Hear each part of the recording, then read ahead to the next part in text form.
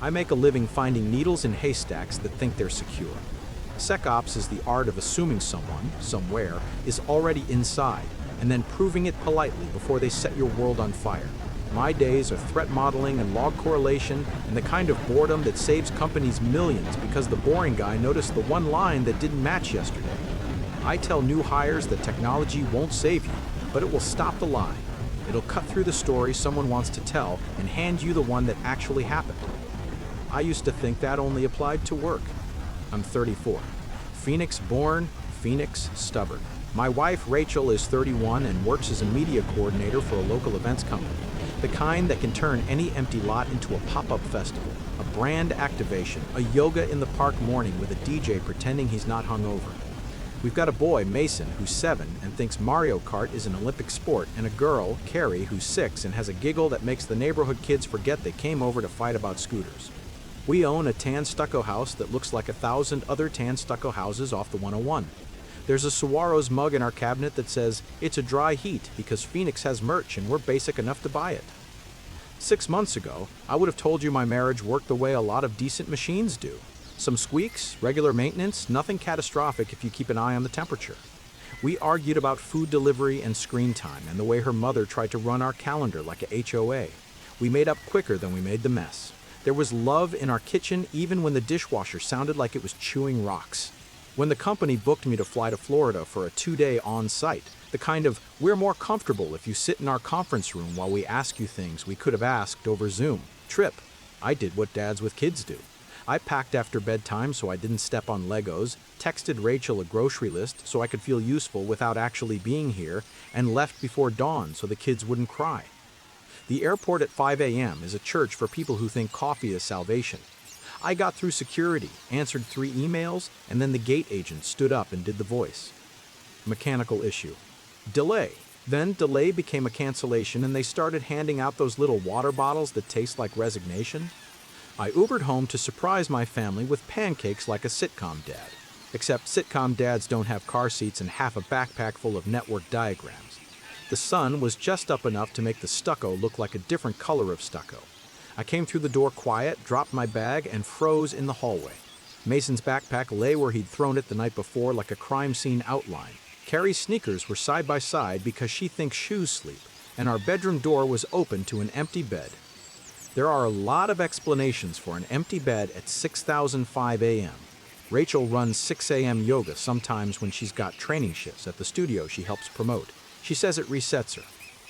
I don't argue with a woman who, after 2 kids, has discovered discipline she didn't know in her 20s, except her mat wasn't hanging on its hook by the door, and her overnight bag gray canvas, leather handles, was open on the dresser like a mouth that wasn't finished talking.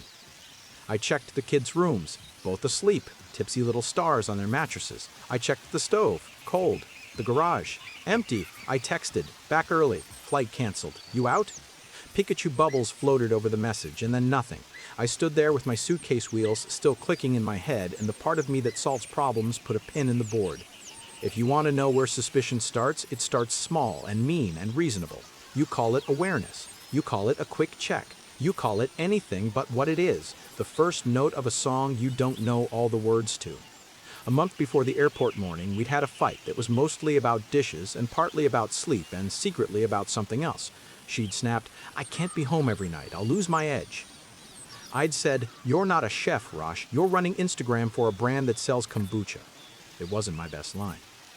She spent that night at her sister's and came back the next day with apologies and a calendar, literally a color-coded calendar. Training nights, brand events, content sprints, all organized so I wouldn't be guessing. I smiled and kissed her temple and told her I appreciated it. I told myself the colors meant control. At the airport morning, I looked at the kitchen wall. The calendar said studio training 5 to 7 a.m.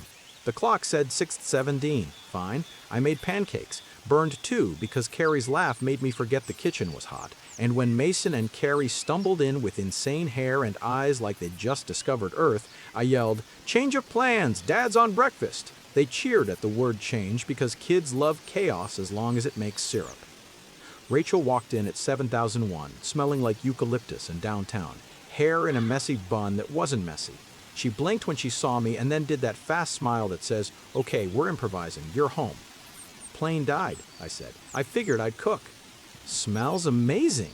She kissed my cheek. There was a beat there where the old life and the new one negotiated border rights. She poured coffee and said, "I have to pack later. We're doing a 2-day off-site in Tucson. It's on the calendar." It was. She had written retreat in pink with a little heart because women like to troll the men they love. I'll leave after the kids' bedtime. Beat traffic. Her bag was already half full on the dresser. All good, I said. I'll hold down the fort again, I said again like a joke, and she took it like one.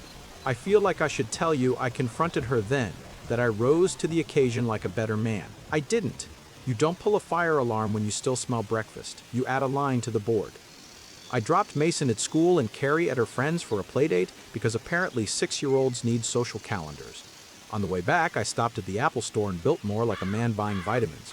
I asked a blue shirt kid for 4 AirTags because 1 is suspicious, 2 is for keys and bags, and 4 is a family investment. He upsold me a little pack that looked like Mentos. I told myself I was doing this because our airline had just reminded me, luggage gets lost, because Rachel is always losing her AirPods, because Rachel is always losing her AirPods, because I like knowing where things are.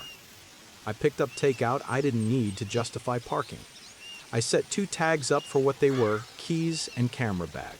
I set one up for my suitcase because Florida had taught me humility, and one sat there in my palm while the kitchen clock ticked like a metronome for a life I suddenly suspected was out of rhythm. It's easy to hide an AirTag in a car. It's hard to do it in a way that you can live with later when you look in the mirror and say your name out loud. I didn't put it in her car. I put it in her yoga mat. The mat had that little hollow in the core, a perfect place for a coin-sized piece of plastic to mind its business. I slid the end cap off, taped the tag where it wouldn't rattle, slid the cap back. The tag popped up in the Find My app with a cheerful little map, like, I'm a friendly breadcrumb, not a marriage referendum. I named it Matt. When the kids were in pajamas and Rachel had hugged them long and tight like she wanted the future to happen slower, she came downstairs in jeans and a light jacket. Phoenix does cool nights like a party trick half the year. I'll be back Thursday, she said. If Verizon is garbage, text my sister for anything, she'll relay. Drive safe, I said. Call if you hit construction. She kissed me on the mouth like she wasn't tasting for a trap, then she was gone. I watched Matt on my phone with the sound off. It moved down our street, turned right, hit the 101, then the 2002, then east on I-10 like it was really going to Tucson. I watched the dot pass the scales and felt the anxiety tighten and then release like a rubber band. See? I told myself. She told the truth. The dot took the Chandler exit to stop for gas. Fine, it sat at a station for 9 minutes, then it turned around. If you've never watched a dot on a screen make a choice you didn't give it permission to make, it's a specific kind of cold. She merged back onto I-10 and took the 22 northbound, back toward downtown. The dot drifted west, then south, then cut into the grid of Roosevelt Row like it missed the exits. It stopped, briefly, in front of a building I recognized because we'd eaten tacos across the street 6 months ago. The building with the bar on the ground floor that brags about its mezcal selection like a gym bro bragging about his macros. And then the dot went gray. Location not available. What? AirTags are loud when you're near them, and everyone's phones are honest for the wrong person at the wrong time. Apple built in an unknown AirTag is moving with you, alert for safety. I counted on geography. If she went through the lobby fast, if she hit the elevator, if she parked underground, the ping might have been noisy enough to spook her. Or she had turned off Bluetooth because she knows what I do for a living and married me anyway.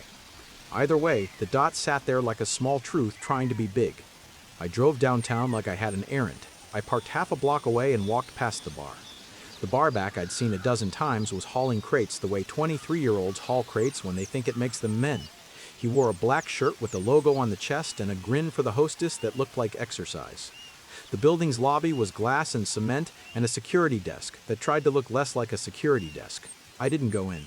I stood on the sidewalk and looked at my phone and watched Matt go live again for 2 seconds, then drop. The 2 seconds were enough to put the dot in the elevator bay. If I wanted evidence, I had it, and if I wanted a protest, it was a bad one. I walked 2 blocks and pretended to make a call. I went home. I didn't sleep. Whatever muscle keeps you kind dies a little when you start opening tabs. I treated my home like a network. First, inventory. The Nest, Hello showed a ring of motion alerts at our door over the last month, nights I had thought were early bedtimes. Rachel leaving at 11:41 p.m.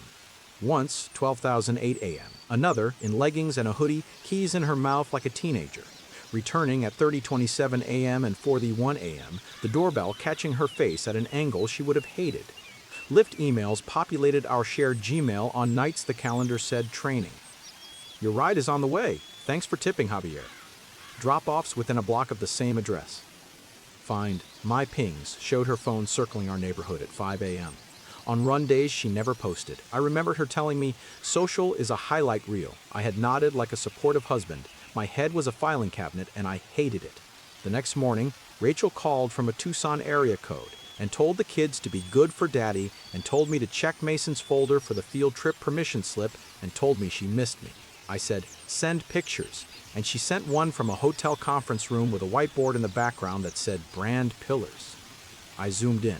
The whiteboard had a ghost of an old brainstorm under it in different handwriting. Not proof, not even close, just the kind of thing your brain writes fan fiction about when you live on coffee and rage. Here's where you decide if you like me or not. I made a decision that week I'm not proud of, and I'm also not going to pretend I regret. I ordered 2 mail-in paternity kits. You shouldn't. If you need to know that about me to keep reading, I get it. I'm a paranoid man who loves 2 kids so tight my chest hurts sometimes when Mason is asleep with his mouth open and Carrie is making a tent out of blankets and existential dread. I told myself I was going to prove something to myself that I could put away like winter clothes. I told myself I was going to humiliate my insecurity and send it to the same part of the brain where you keep your first middle school heartbreak. I did the swabs on a Saturday morning because routine is a religion in houses with small people. We made waffles, Rachel put on music, the kids danced in socks and fell down. I made a game out of it. Cheek swab science, stick out your tongue, say, don't bite the Q-tip, Dad is the lab. I made them laugh and then I closed myself in the bathroom and wanted to vomit. I took my own sample and sealed the envelopes and felt like a thief in my own house. I mailed them like contraband. When the first email came, I was at my desk, doing the kind of threat hunt that makes your eyes feel like the Sahara. The subject line was clinical results available, and the portal wanted my password twice, like hesitation could count as 2-factor. Mason first. I didn't even know I'd decided that until I clicked. Probability of paternity greater than 99.99%. The word mercy should be saved for churches and soldiers and tired men in tan houses. It is also for emails. I cried, ugly and fast, the way you cry when your body knows you'll only give it 30 seconds. I wiped my face with the sleeve of a hoodie that has seen better days. I looked at a photo of Mason at the Science Center touching a static ball that made his hair look like he had opinions about electricity. I said his name out loud. Then I clicked back, and the second result stared at me with the kind of politeness only a villain knows how to muster. Probability of paternity, 0%. It is astonishing, the weight of 4 zeros. The portal offered a learn more link. I did not click. I closed the browser and stared at the little black rectangle of my monitor like it could do me the courtesy of turning into a window I could jump out of. I didn't confront Rachel that night. I made tacos. Carrie told a joke about a cat that made no sense and then made sense because she laughed at the parts that weren't the punchline. Rachel asked if she could borrow my car Tuesday because hers needed a brake check. I said, sure. I put the kids to bed and read 2 chapters of a book Mason picked because the cover had a dragon who looked like he wanted to unionize. Then I went outside and sat on the back steps and listened to our neighbor's pool pump hum a song about life support. In the morning, I called a law firm. A guy in my jiu-jitsu class had mentioned once in a whisper, "If your life ever blows up, ask for Amanda," he'd said. "She has a courtroom voice that makes men sit up straight." I asked for Amanda. She sat me down in her office with books that said things like Arizona Domestic Relations in gold letters and a window that pretended downtown was comforting. She poured coffee like she wasn't selling me anything. She let me talk until I ran out of nouns. When I said AirTag, her mouth tilted half a degree. When I said Nest, hello, she nodded like she had one. When I said 2 emails, she slid a legal pad across the table and wrote Mason yes and Carrie no, then drew a line between them and a question mark after the word strategy. When I said, I don't want to lose her, and meant Carrie, she put the pen down and made eye contact like a lighthouse. This is where we separate feelings and filings, she said. First, do not confront her on the record until we've preserved what you've got. It only takes one bad night and one bad text to ruin your leverage. Second, you can petition for temporary orders, legal decision-making, parenting time, while we figure out paternity and narrative. Third, if you want to remain in Carrie's life, there are ways to structure that do not involve pretending a test never happened. The court cares about best interest. You've been dad for 6 years. That matters. Fourth, if there is stalking or harassment after you set boundaries, and I hope there isn't, you document it and we get a protective order. Understood? Understood, I said, because I like checklists. Also, she said, hire a PI if you can stomach it. Not for porn, for pattern. Judges like patterns. Phoenix is a small town in the shape of a large oven. The PI Amanda recommended had a sunburned nose and a voice like he'd swallowed gravel on purpose. He carried a camera with a lens that made me think of telescopes. He didn't ask for drama. He asked for addresses and routines and license plates. Nights, he asked. Calendar says 3 a week, I said. Reality probably says more. He took notes like a man who has heard every version of my story and knows all of them end the same way: paperwork and a new mattress. He spent 2 weeks earning his retainer. The bar-back girlfriend story, the one I had written in my head about a 20-something in a black t-shirt and a condo that smells like citrus cleaner, was not fiction. It was just a preface. The PI handed me a file that felt like a textbook. Lyft drop-offs, doorman nods, photos with faces blurred where faces should be. He had timestamps and building names and a Google sheet of familiar lies. He had a pattern that extended back a year. He had hotels in Scottsdale and a cabin up in Pine that looked like Pinterest wooed by a whiskey brand giveaway. He had a bartender with a tattoo of a moth, a DJ with a hat collection, a personal trainer who tags himself in every mirror like mirrors are employees, and an assistant manager at a juice place whose idea of flirting is spelling your name right. 47 entries I can put on paper, he said. There's probably twice that I can't. You want more? I'll get more. But you've got scale. Scale is a funny word when you're the thing being weighed. I paged through until my eyes found the building next to the Mezcal bar.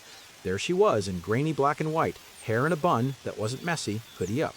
There he was, barback turned boyfriend turned inventory item on the list of hurts. For the record, he had a nice smile. Nice smiles are dangerous when deployed at volume. Amanda didn't smile when she saw the file. Better to have it and not need it, she said. Now we file 2 things, a petition for dissolution and a motion for temporary orders. We keep the paternity results out of the first for now unless she tries to weaponize them. We say you seek legal decision-making as to Mason and reasonable parenting time with Carrie by agreement. We ask the court to enjoin both parties from disparaging each other in front of the kids. We do not do the internet version of this. We do the court version. What about telling her? I asked. You will tell her, Amanda said. But you'll tell her with counsel on the calendar and your evidence in a zipped folder, not at midnight with a whiskey in your hand. Do you understand who you are right now? You are a fire marshal, not a guy with a hose. I nodded. It felt like a demotion. It was discipline. The day Rachel realized I knew, she made it ugly. It was a Wednesday. We had agreed through Amanda to meet at her office Friday, both represented. I had been cordial at home, careful, obedient to the checklist. I'd cooked, I'd tucked in kids, I'd texted her dentist appointment reminder because I am 10% dad to everyone I love. Wednesday after school, Mason had a meltdown homework plus hunger plus sister equals math, no child passes. And I took the long route home to let him yell in the car where yelling hurt no one. Rachel called, "Co!" I didn't pick up because I was narrating a math problem to a sobbing 7-year-old. She calls again, and again. 4 calls in 3 minutes? A text, "Where are you?" A second, "Why is your location off?" It wasn't. I don't share location automatically because security is a job and a reflex. She knew that. I didn't respond for 8 minutes because I was counting to 50 in a parking lot while Mason breathed like a fish back into his face. When I pulled into our driveway, Rachel was already there, engine idling, eyes hot. "Why aren't you answering?" she said through the window. "Where did you go?" Target. He had a thing. "We're home," I said, calm. Calm infuriates people who came to fight. She leaned in the window to look at Mason and said, "You okay, buddy?" He nodded, that kid's nod that says, "I'll be okay if you stop staring at me." She straightened. "I know you've been snooping." "We're not doing this here," I said. "We'll talk Friday." "Friday," she repeated like a curse. "No, now!" She parked, got out, shut her door too hard and came to my side. She looked in the passenger window like I'd brought a stranger home, and then she looked at me like I was the stranger. "You put a tracker in my car?" "In your mat," I said. "In my... What is wrong with you?" "What is wrong with me?" I didn't raise my voice. "Rachel, come on." She took her phone out and did all the taps angry people do when they want the phone to pick a side. "You think I don't know your tricks? You think I don't know how to check if I'm being followed?" She held up her screen. You're not the only one who knows how tech works. This isn't about tech, I said. This is about you not being where you said you were for a year. Her eyes did the calculation. You don't tell me where you are all the time. I'm at work. I'm at jujitsu. I'm at home. You're at a mezzanine apartment above a mezcal bar. She flinched. The truth has better aim than an AirTag. We'll talk Friday, she said, like I had suggested it. She drove away in a spray of small rocks like punctuation. That night, at 11:52, my phone's driveway camera pinged. Rachel on foot, hood up. She peered in my car windows like a raccoon who had learned to take the lids off cans. She tried the handle to the side gate, found it latched, and knocked on the back door. I didn't open it. The PI had installed a dash cam in my new truck 2 days earlier because he'd said, "You'll wish you had it until you have it." The truck captured her headlights later, 20 minutes east, idling at the end of a lot where my gym is. I didn't realize until the next morning that I had picked up a shadow. By noon, she was behind me on the 51, 2 cars back, the way people think they are invisible when they are not. She followed me to a client site and waited in her car, face lit by a screen, and I was a SecOps engineer on a Tuesday, watching my own domestic life turn into the kind of incident report I write for pay. I walked into the building, nodded at the guard, and said the sentence I never thought I'd say to anyone who wasn't a hacker: "There's a woman in a gray Civic tailing me. I'm going to call it in so there's a record." The guard watched the camera feed like a bored god and said, "We'll save the footage for you." Amanda filed for an emergency protective order that afternoon. She took my dash cam card like it was jewelry and uploaded my Ring and Nest clips with file names that made an ADA proud. We sat on a courtroom bench the next morning with 5 other couples who had discovered the cliff at the end of their street. The judge looked like a man who'd been asked to take sides in 1,000 small wars and discovered there are no sides, only paperwork. He read Rachel's lawyer's version and mine. He looked at the exhibits, parking lot shots, timestamps like a metronome, and he signed the paper I didn't know I'd need. In Arizona, they call it an injunction against harassment. TRO sounds like an abbreviation. A fighter shouts when he wins by knee. It felt like a loss and a helmet at the same time. When we came home from court, the kids with my mother, who was trying to play grandmother like it was not a play. Rachel stood in the doorway with her keys in her hand like she had to decide whether the door opened in or out. We kept our voices low. "You filed," she said. "What it said," I said. "This is what you want them to remember?" She flicked her eyes toward the hall where crayons live and backpacks dream. "I want them safe," I said. "I want them to see adults draw lines and stick to them." She looked like a person in a bubble underwater who had just realized the surface was not as far as she thought.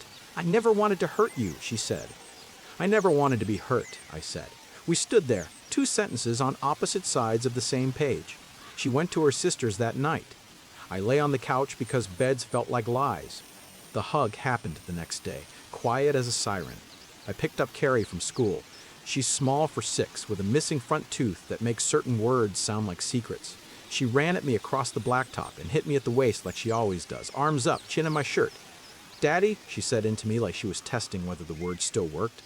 I bent down to her level and she put both hands on my cheeks like they were handlebars. "Can we have grilled cheese?" she asked, "because the world is only as complicated as you make it when you're 6. "Yeah, Bug," I said, "we can have grilled cheese." She looked at my eyes the way kids do when they're checking to see if your face tells the same story as your mouth. She hugged me again, harder, and something inside my chest clicked back into place with a small, private sound. Right there, in the school doorway, I felt my mission change shape. It stopped being about catching anything. It started being about not dropping what I'd carried this far. That night, Mason wanted to watch a documentary about sharks. Carrie wanted to be a shark. We compromised and watched a cartoon where a shark is a dentist. They laughed like the house was new. I cleaned the kitchen and checked the doors twice because a piece of paper doesn't keep anyone out. I'm the man who does that. And then, when they were asleep, I sat at the table and wrote down everything I was going to resist doing and everything I was going to do instead. It looked like a plan. It looked like a life. It looked, for the first time in weeks, like something I could build without lying to the inspector in my own head. Friday came like a slow train. Amanda kept the room cool and the pitcher of water full and the edge off my voice by never letting it climb to where shame lives. Rachel arrived with a lawyer I'd never met, a woman in a gray suit who looked like she'd been practicing neutral since kindergarten. Rachel wore the kind of calm you put on like a sweater when the AC is blasting. She didn't look at me as often as I wished or as little as I deserved. Amanda started with the boring stuff on purpose. Temporary orders. Bills.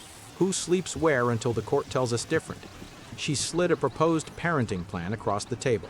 Status quo for Mason, with Nathan as primary during school nights, she said. For Carrie, continued frequent contact with Nathan under an in loco parentis framework while we determine paternity and file appropriate pleadings. No disparagement around the kids. No unannounced visits. Exchanges at the precinct lot on Cave Creek until everybody remembers how to be civil. Rachel's lawyer nodded. We'll stipulate to the no disparagement and structured exchanges, she said. We'll need to see any alleged paternity results before we discuss in loco parentis. Amanda didn't blink. They're in the discovery packet, she said. She tapped the manila envelope like a magician who knows the trick is gravity. 2 labs, same outcome, Mason confirmed. Carrie excluded. We're not discussing those results in front of the children. We are discussing them here because the paperwork doesn't get to tell a story the facts won't support. The room contracted and expanded around that word excluded like a lung. Rachel didn't cry. Her chin tilted up half a degree like her body refused to let an angle betray her. I am not denying the test, she said. I am saying what any sane person would say. This does not change the fact that he has been her father since birth. Amanda nodded once, approval of the right truth, not the other uses of the word. Then we're in violent agreement, she said. We'll memorialize continued contact with Carrie and decision-making for Mason. We'll hold our fire on labels while we make the judge's job easier.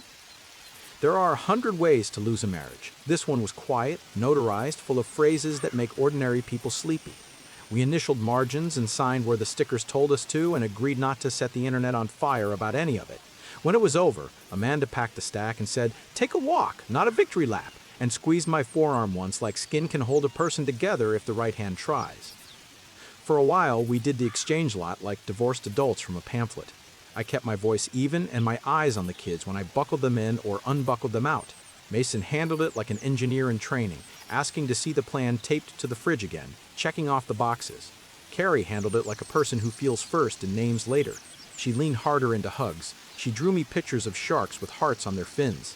Sometimes, in the handoff, Rachel looked younger, like a girl who'd eaten a bad idea and was waiting for it to settle. Sometimes she looked older, like a woman drafting excuses for the jury in her head. The PI's file turned out not to be a bomb so much as a mirror I had to keep holding as we walked through the months. When my mother learned about 47, she covered her mouth and said, "I raised you to be careful, but I didn't raise you to be suspicious." And then she went quiet in that honest way of women who discover their advice needs an update. My father came over and tightened a squeaky hinge and said nothing, because sometimes men say love with a screwdriver. Her family took it like a war they didn't remember starting. Her sister sent me a long text that started with, "You drove her to this," and ended with, "We'll pray for you," and contained every tired sentence in between. I didn't respond because the only way to win that argument is not to have it. Her mother called and offered to take the kids, "So you can think clearly," and I said, "They're the only clear thing left," and she said, "Well," and hung up like a curtain. Amanda kept her promise about separating feelings from filings. We got a status conference date. The court approved the injunction against harassment as a 1-year order after reviewing the security footage and the doorman's log from the downtown condo. It wasn't a mugshot kind of drama. It was a judge with a tired pen saying, in effect, "We will not have chaos here." The order didn't make me triumphant. It made me sleep. Mason had questions like a scientist. "If I'm your kid, does that mean Carrie isn't?" he asked at the dinner table. Not to be cruel, just because 7-year-olds understand Venn diagrams better than we think they do. "She's my kid forever," I said, "just not in the lab way, in the real one, the way that matters when you fall off your bike." He nodded like a person installing a patch update. "Okay," he said then. "Can I have more ketchup? Because childhood is a mercifully noisy room." Carrie didn't ask the big question in a declarative sentence. She asked it while coloring beside me on the floor, her voice soft. "Am I going to a new dad?" she said. Pink crayon paused over a shark smile. "You have me," I said, and then I breathed and added, "You also have a man who helped make you. You haven't met him yet. We're going to talk about that like a team, and we'll only do anything you're ready for." "Do I have to call him Dad?" she asked. "You have to call him his name," I said. "You get to call me Dad." She leaned against my arm like a small boat on a dock. "Okay," she said. "Can my shark have a birthday?" "Sharks don't celebrate birthdays," I said, which is tragic. "We can fix that." A month later, his name had a face, Joel, not a barback. a lighting tech she'd met 6.5 years ago working a festival in Tempe, back when Carrie was a maybe and all of us were dumber. He had a union card and a calloused handshake and a nervousness that made me like him against my better judgment. He looked at Carrie like he was afraid of breaking her and then like he couldn't look away. He apologized to me without telling me the story of how much he knew and when. I didn't know anything for sure, he said. She sent a picture once when Carrie was a baby. I thought. He didn't finish the sentence because a 6-year-old was close enough to hear and because grown men only have so many public humiliations in them. We built a plan that looked like dice rolled by cautious people. Short visits at a park, we kept snacks and left time for early exits. Carrie kept hold of my belt loop the first 2 times. By the third, she showed him her shark drawings and asked if he knew how to tie shoes the cool way. He did. 2 weeks later, she told me he made the best grilled cheese except yours, and I accepted my silver medal with grace. If you're waiting for me to tell you that the bar back in the downtown building folded himself into all this like a sitcom subplot, you'll be disappointed. He was a symptom, not a system. He drifted out. A new name drifted in. The 47 weren't a list of men I had to fight, they were a weather report. The climate changed when the calendars changed, when the filings turned into orders, when the kids learned the shape of the week and stopped flinching when the doorbell rang. The thick envelope arrived in July, 2 months after the court turned our temporary orders into the kind that calcify. It had stamps that looked like tiny paintings of animals I'd never seen in person, and a postmark that said Sydney in a font that thought it was innocent. My hands knew what it was before my eyes finished their math. Inside, a letter in Rachel's hand that still made my stomach do old things.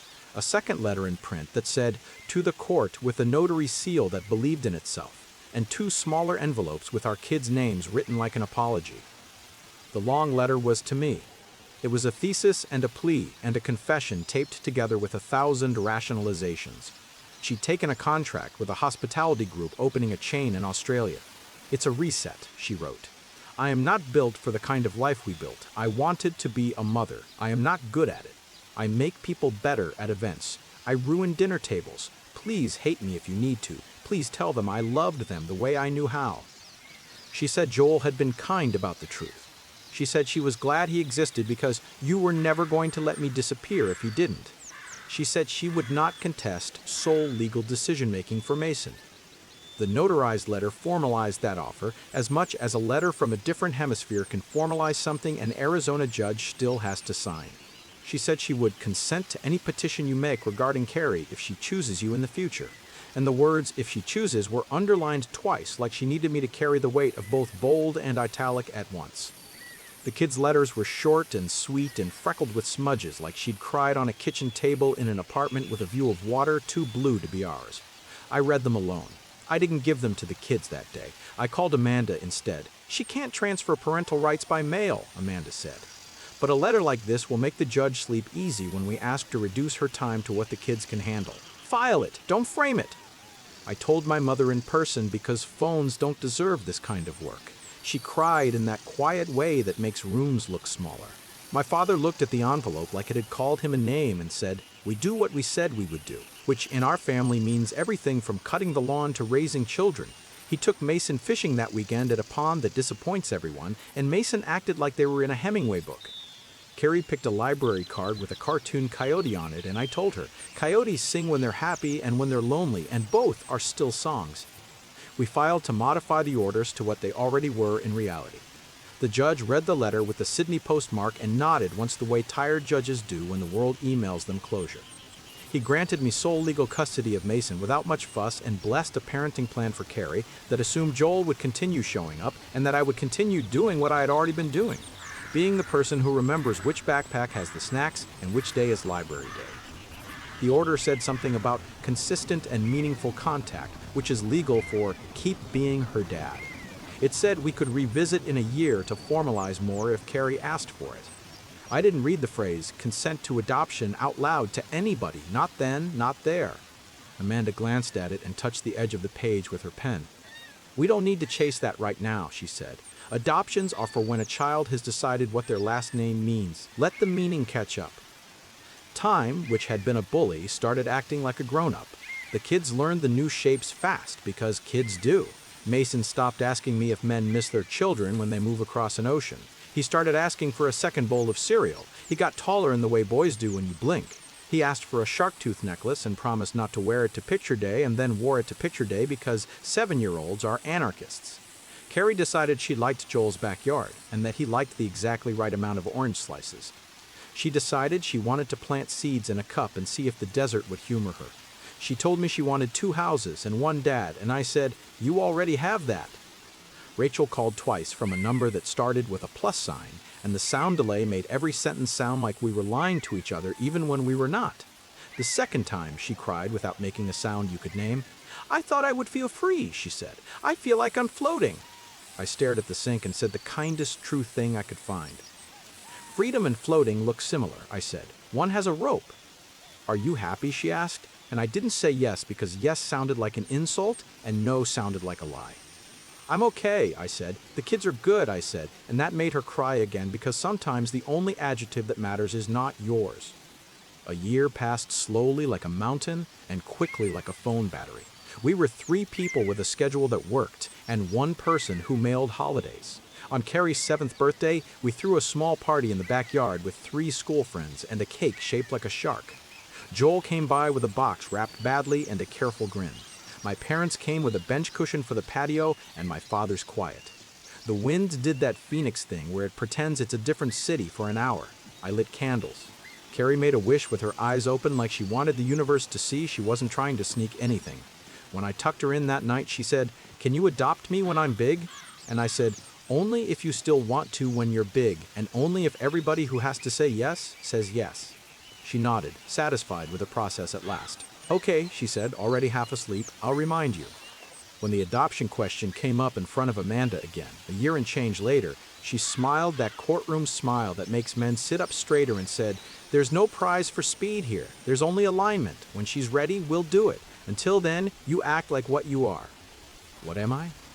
I am a father to a boy who is mine in bone and in every other way, and I am a father to a girl who is mine in every way that matters today.